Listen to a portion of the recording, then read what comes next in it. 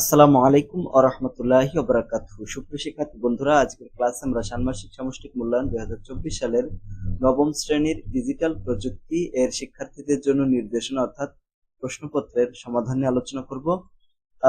প্রকল্পের নাম হচ্ছে সাইবার নিরাপত্তা বিষয়ক সচেতনতামূলক তথ্য উপস্থাপনা। এখানে ধারাবাহিক কাজ আছে 9টা।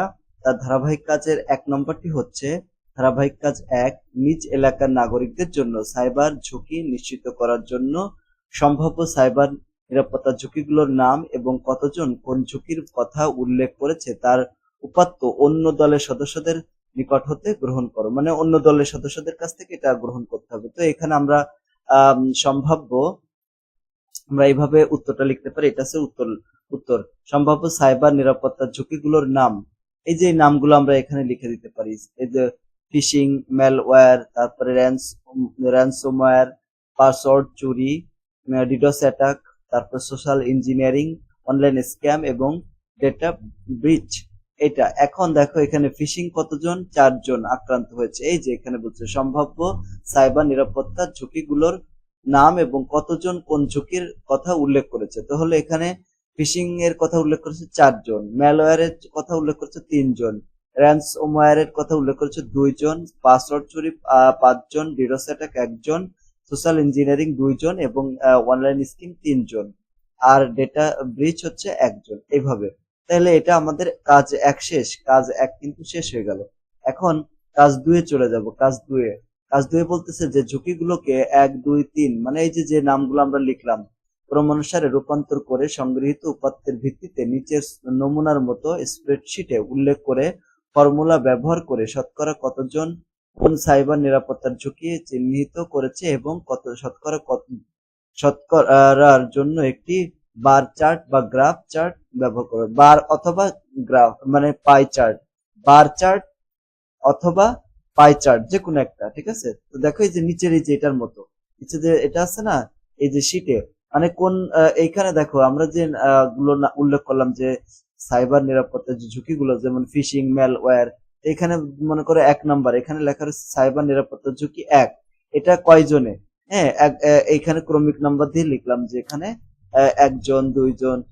2 নাম্বার যেটা সেটা কয়জন, কয় নাম্বার, এরভাবে টিক চিহ্ন দেবো, ঠিক আছে। মনে করো সাইবার নিরাপত্তার ঝুঁকি 1, এটা কে কে এইটার কথা বলেছে, ঠিক আছে। সেইভাবে এখানে টিক চিহ্ন দেবো। দেওয়ার পরে এখানে আমাদেরকে বলছে দেখো যে ফর্মুলা ব্যবহার করে শতকরা কতজন কোন সাইবার নিরাপত্তার ঝুঁকি চিহ্নিত করেছে এবং শতকরার জন্য একটা কি করতে হবে, বার চার্ট বা পাই চার্ট ব্যবহার করতে হবে। এখন মোট অংশগ্রহণকারী কতজন? এখানে আমরা যে এখানে দেখলাম এখানে হচ্ছে 4 জন, এখানে হচ্ছে 3 জন, এখানে হচ্ছে 2 জন, 5 জন, 1 জন, 2 জন, 3 জন, 1 জন, এরকম মোট কতজন? এখানে মোট হচ্ছে 21 জন। যোগ করে দেখবা যে কতজন হবে।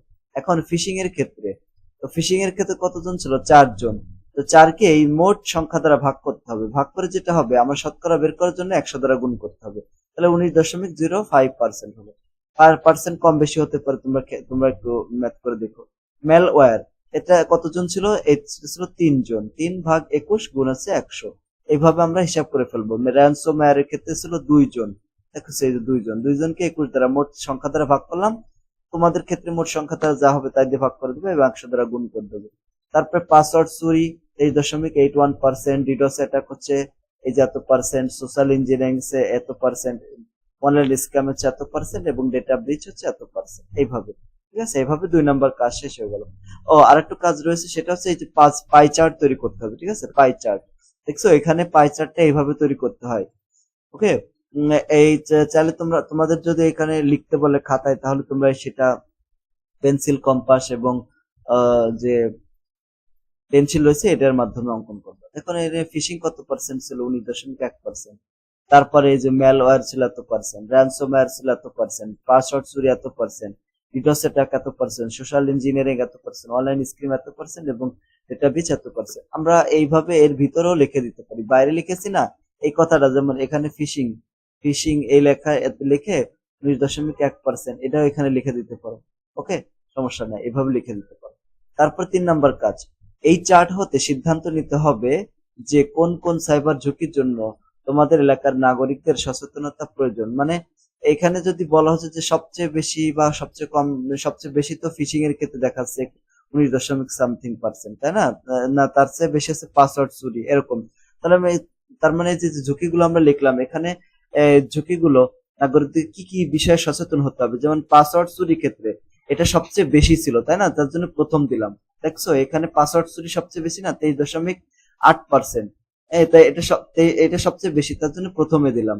ঠিক আছে, শক্তিশালী পাসওয়ার্ড ব্যবহার করতে হবে, বিভিন্ন সাইটের জন্য ভিন্ন ভিন্ন পাসওয়ার্ড ব্যবহার করতে হবে। তারপরে ওই যে 2 ফ্যাক্টর অথেন্টিকেশন চালু করতে হবে। তারপরে 2 নম্বরে যে সচেতনতা, মানে 2 নম্বরে মানে প্রথম সচেতন থাকতে হবে পাসওয়ার্ড চুরির ক্ষেত্রে, তারপর সচেতন থাকতে হবে ফিশিং আক্রমণ প্রতিরোধের ক্ষেত্রে। এই ক্ষেত্রে সন্দেহজনক ইমেল বা লিঙ্ক থেকে দূরে থাকতে হবে, ইমেল প্রেরণের পরিচয় নিশ্চিত করতে হবে এবং সংবেদনশীল তথ্য শেয়ার করার জন্য দ্বিগুণ দ্বিগুণ বা মানে 2বার যাচাই করে নিতে হবে। তারপর আছে ম্যালওয়্যার প্রতিরোধের ক্ষেত্রে। ম্যালওয়্যার ক্ষেত্রে বিশ্বস্ত অ্যান্টিভাইরাস বা সফটওয়্যার ব্যবহার করতে হবে, অজানা সফটওয়্যার ফাইল ডাউনলোড থেকে বিরত থাকতে হবে, সফটওয়্যার এবং আপডেটিং যে সিস্টেম এটা নিয়মিত আপডেট করতে হবে।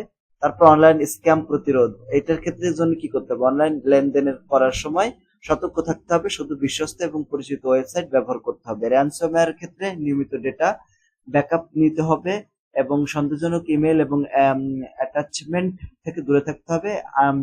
অ্যান্টি অ্যান্টি র্যানসমওয়্যার প্রোটেকশন ব্যবহার করতে হবে। তারপর সোশ্যাল ইঞ্জিনিয়ারিং প্রতিরোধের ক্ষেত্রে কি করতে হবে, অজানা কল বা মেসেজ ব্যক্তিগত তথ্য শেয়ার করা থেকে বিরত থাকতে হবে, পরিচিত ব্যক্তিদের দ্বারাই সংবেদনশীল তথ্য যাচাই করতে হবে। ডিডস অ্যাটাকের ক্ষেত্রে শক্তিশালী এবং নিরাপদ নেটওয়ার্ক ইনস্টল করতে হবে। ডিডস অ্যাটাক প্রতিরোধের ক্ষেত্রে সরঞ্জাম ব্যবহার করতে হবে, সার্ভার এবং নেটওয়ার্ক ট্রাফিক নিয়মিত পর্যবেক্ষণ করতে হবে। এবং ডেটা ব্রিচ সবচেয়ে কম। আচ্ছা, আমরা এটা লিখলাম কিভাবে জানো? দেখো সবচেয়ে এখানে পার্সেন্ট সবচেয়ে বেশি আছে পাসওয়ার্ড চুরি, তারপরে হচ্ছে ফিশিং, তারপরে কোনটা দেখো এখানে, তারপরে আমরা দেখতে পাচ্ছি যে যে ম্যালওয়্যার এবং অনলাইন স্ক্যাম। এরপরে ক্ষেত্রে হচ্ছে র্যানসমওয়্যার। এরপরে হচ্ছে কোনটা, এই যে ডিডস অ্যাটাক এবং এই যে ডেটা ব্রিচ একই রকম আছে। ঠিক আছে, এই যে পার্সেন্টেজ যেটা বেশি সেটা আগে দেবো, তারপর যেটা কম সেটা কম দেবো। আচ্ছা, এরপরে 3 নম্বর হয়ে গেল। এখন 4 নম্বর, সাইবার ঝুঁকিগুলোর জন্য কি কি সামাজিক প্রভাব পড়তে পারে সেগুলো দলের সদস্যদের মধ্যে আলোচনা করো। যেমন সামাজিক চাপগুলোর সামাজিক চাপগুলোর নাম এবং ব্যাখ্যা, সেটা কি হতে পারে, আর্থিক ক্ষতি হতে পারে, কিভাবে ক্ষতি হতে পারে ব্যাখ্যাও করতে পারো, চাইলে তুমি শুধুমাত্র আর্থিক ক্ষতি একটু লিখে দিতে পারো। গোপনীয়তার লঙ্ঘন হতে পারে, মানসিক চাপ সৃষ্টি হতে পারে। তারপর দেখো সামাজিক মর্যাদা হানি হতে পারে, পেশাগত ক্ষতি হতে পারে, শুধুমাত্র এই পয়েন্টস গুলো লিখে দিলেও হবে। আইনি সমস্যা হতে পারে, সম্পর্কে ভাঙন সৃষ্টি হতে পারে, ব্যাখ্যা সহ লিখতে পারো, আর শুধুমাত্র এই পয়েন্টস গুলো লিখে দিলে। তারপরে 5 নম্বর দেখো, প্রতিটি সাইবার ঝুঁকি হতে নিরাপদ থাকার সম্ভাব্য কৌশল কি কি হতে পারে সেগুলো নিজ দলে আলোচনা করে কি করতে হবে, অন্যদের সদস্যদের সাক্ষাৎকার এবং সুযোগ থাকার ইন্টারনেট থেকে সংগ্রহ করে সেই তথ্যগুলো খাতার কাগজের নিচে ছকের মতো করে নিজ নিজ খাতায় লিখতে হবে। যেমন নিজের দলের সদস্যদের ক্ষেত্রে কৌশল, ব্যক্তিগত তথ্য শেয়ার না করার, সতর্ক থাকা, জনগণকে সচেতন করা। অন্য দলের সদস্যরা কি কৌশল ব্যবহার করে, পাসওয়ার্ড কাউকে না দেওয়া, মিথ্যা খবর না ছড়ানো এবং আইনি সাহায্য নেওয়া। ইন্টারনেট থেকে পাওয়া শক্তিশালী পাসওয়ার্ড ব্যবহার করা, ওটিপি শেয়ার না করা এবং নিজেদের গোপনীয়তা বজায় রাখা। এরপরে প্রতিটি ঝুঁকির জন্য 6 নম্বর প্রশ্ন, একটি করে স্লাইড বা পোস্টার তৈরি করতে হবে, দলের প্রত্যেকে একটি করে ঝুঁকি বেছে নিতে হবে। এবং আচ্ছা, এখানে দেখো এই যে যতগুলো ইয়ে আছে আর কি, সাইবার ঝুঁকি আছে যতগুলো, প্রত্যেকটার জন্য আলাদা আলাদা এক একটা কি করতে হবে, এইভাবে পোস্টার লিখতে হবে। তো এইখানে এই প্রত্যেকটার জন্য তোমরা এই উত্তরগুলো লিখতে পারো। ঠিক আছে, এই যে দেখো এইভাবে পোস্টার তৈরি করতে হবে, সোশ্যাল মিডিয়া প্রোফাইলিং হ্যাকিং প্রতিরোধের উপায়। এইভাবে একটা পোস্টার তৈরি করতে পারি। ঠিক আছে, যেমন দেখো এখানে আমরা প্রতিরোধ করার যে উপায়গুলো আমরা এখানে লিখেছি। ঠিক আছে, এই যে এখানে যেমন তোমরা পাসওয়ার্ড চুরি, এই পাসওয়ার্ড চুরি প্রতিরোধের ক্ষেত্রে এই 3টা কাজ করতে হবে, এই 3টা দিয়ে একটা পোস্টার তৈরি করতে পারো। আবার কেউ কেউ যদি চাও এই কয়টা দিয়ে একটা পোস্টার তৈরি করতে, 2টা পোস্টার হয়ে গেল, এটা একটা 3টা পোস্টার, মানে সবার একটা একটা করে করতে হবে, যে কোনো একটা নিয়ে, ঠিক আছে? এই যে কেউ যদি চাও এটা নিয়ে একটা করতে পারো, কেউ যদি চাও এতটুক লেখা নিয়ে একটা পোস্টার তৈরি করতে পারো, কেউ যদি চাও এতটুক লেখা নিয়ে একটা পোস্টার তৈরি করতে পারো, কেউ যদি চাও এতটুক লেখা নিয়ে একটা পোস্টার তৈরি করতে পারো, কেউ যদি চাও এতটুক, মানে যে কোনো একটা তৈরি করতে হবে, ঠিক আছে? মানে সবার দলে যারা থাকবা প্রত্যেকের একটা করে তৈরি করতে হবে। তাহলে ওখানে কতগুলো দিয়ে দিলাম দেখো, এই যে এইভাবে পোস্টার তৈরি করবা, তো ওই পোস্টার গুলো এক একজনের এক একটা হবে, ঠিক আছে? ওইরকম করে। তারপর 7 নম্বর কাজ, 7 নম্বর কাজ হচ্ছে সকল তথ্য এবং ছবি, তারপর চার্ট, ইনফোগ্রাফ, ভিডিও, সাক্ষাৎকার ইত্যাদি দিয়ে একটা কি করতে হবে, ভিডিও ডকুমেন্টারি এডিট করার ক্ষেত্রে নিচে সফটওয়্যারে স্ক্রিনশট দেওয়া আছে, ভিডিও এডিটিং টুল গুলো ব্যবহারের ধারাবাহিকতা চিহ্নিত করে প্রমাণসারে চিহ্নিত। আচ্ছা, এখানে দেখো একটা স্ক্রিনশট দেওয়া আছে, এই যে এখানে, এটা হচ্ছে আসলে ক্যামটেশিয়া যে সফটওয়্যার আছে, ক্যামটেশিয়া, ওই সফটওয়্যারে দিয়ে, ঠিক আছে? ভিডিও এডিটিং কিভাবে করতে হবে, তার কি করতে হবে দেখো, ফ্লো চার্ট তৈরি করতে হবে, ফ্লো চার্ট জাস্ট ধাপগুলো লিখতে হবে এখানে। প্রথম কি কাজ ছিল, কামটেশিয়া সফটওয়্যারকে ডাউনলোড করা, তোমরা চাইলে এরকম তীর চিহ্ন দিয়ে দিয়ে লিখতে পারো, ঠিক আছে? তারপরে 2 নম্বর কাজ সফটওয়্যার ইনস্টলেশন করা, তারপরে 3 নম্বর কাজ হচ্ছে সাইন আপ এবং সাইন ইন করা, তারপরে কাজ হচ্ছে নতুন প্রজেক্ট খোলা, তারপরে হচ্ছে 5 নম্বর কাজ হচ্ছে ভিডিও ইম্পোর্ট করা, জাস্ট এই ধাপগুলো লিখে দিতে হবে। তারপরে হচ্ছে অডিও এবং ভিডিও এডিট করা, তারপরে কাজ হচ্ছে ভিডিওতে টেক্সট এবং ট্রানজিশন সংযোজন করা, তারপরে 7 নম্বর হচ্ছে ভিডিও রেন্ডার বা এক্সপোর্ট করা, এবং তারপরে হচ্ছে এই যে ফাইলটি সংরক্ষণ করা। শেষ হয়ে গেল, এই ভিডিও এডিটিং করা হবে। এখন 8 নম্বর প্রশ্ন, তোমার তৈরি পোস্টারের মেধাস্বত্ব বা কপিরাইট সংরক্ষণ করতে কোন কোন বিষয়গুলো প্রযোজ্য হবে, মানে ওই যে কপিরাইট সংরক্ষণ করার জন্য কি কি বিষয়ের প্রয়োজন হবে, যেমন কপিরাইট নীতি প্রয়োজন হবে, লাইসেন্সের ব্যবহার এবং সংলগ্নকরণ স্থাপন করতে হবে। আপনার ভিডিও বা পোস্টার কপিরাইট নিশ্চিত করুন যা আপনার মধ্যে সমস্ত অধিকার সংরক্ষণ করবে, এটি ব্যবহারকারীদের আপনার কন্টেন্ট ব্যবহার করতে অনুমতি দেবে এবং আপনার সমস্ত অধিকারগুলো সংরক্ষণ করবে। লাইসেন্স এর ব্যবহার এবং এর ব্যবহার, যদি কোনো ছবি, মুভি ক্লিপ, সঙ্গীত ইত্যাদি ব্যবহার করেন যা আপনার নয়, তবে সেটির জন্য যদি আপনাকে লাইসেন্স প্রয়োজন হয় তাহলে সেটি অর্জন করুন। তারপরে সংলগ্নকরণ স্থাপন করুন, আপনার ভিডিও বা পোস্টার যদি আপনার কন্টেন্টের অধিকারগুলো সংরক্ষণ করার স্থানিক পর্যবেক্ষণ গ্রহণ করেন তবে করতে হবে, যেমন কোনো কপিরাইটের নাম এবং তার সাথে সংলগ্নকরণ করতে হবে।